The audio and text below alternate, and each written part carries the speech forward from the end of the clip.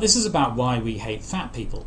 I was asked recently to take part in a BBC programme about an actress who had been called fat by a critic, and she was campaigning against this kind of comment. And I'm always a bit suspicious when actors and actresses get involved in campaigns. Is the actor promoting the cause, or is the cause promoting the actor? In this case, the cause was herself, so it was self-promotion, which is fine.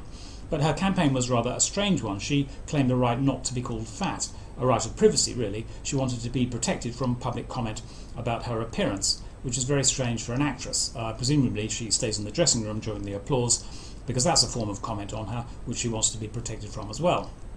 But I didn't take part because she was campaigning against herself. The word fat had upset her, so she'd lost, and the campaign against fat people had won, and her complaint reinforced that victory. And that's the real issue here, why we campaign against being normal, because being fat is normal, enjoying food is normal. Preferring food to exercise means you're normal and well-adjusted and happy. So it's probably envy that makes us hate fat people. And there's greed as well, the greed of a very powerful lobby, the medical lobby.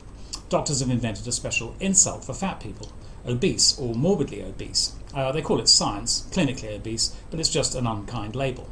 And it works because it makes one group feel better by making another group feel worse. So we're all encouraged to join in, and we do. And fat people are told that they're a burden. They use up the health budget by getting ill or worse, and that costs money. But if being fat kills you, then it's a self-correcting mechanism, which saves money in the end. So doctors really should prescribe extra puddings, and instead they prescribe no pudding. Start running, fatso. They don't exactly put it like that, but we all get what they mean. And we all get taken in as well, so we don't enjoy life, we don't eat what we like. We're miserable and we're guilty and we get thin and old and we live far too long. And that actually puts a real burden on the health service. But there's a reason why the doctors want fat people to feel miserable and depressed. It's so that they can hook them on drugs. And schools help with this as well. Schools like to drug children. So they weigh the kids and then they send the parents a letter containing a diagnosis or a character assassination. Your child is obese, meaning your child is happy, which is a crime, obviously. Teachers seem to think that everyone has a duty to be miserable, like they are. So they bully the kids and they call the kids obese, and that softens them up for a lifetime of drugs for the mind and the body, because obesity really is the holy grail of medicine. The body is hooked on drugs and the mind as well, anti-cholesterol drugs and anti-depressants.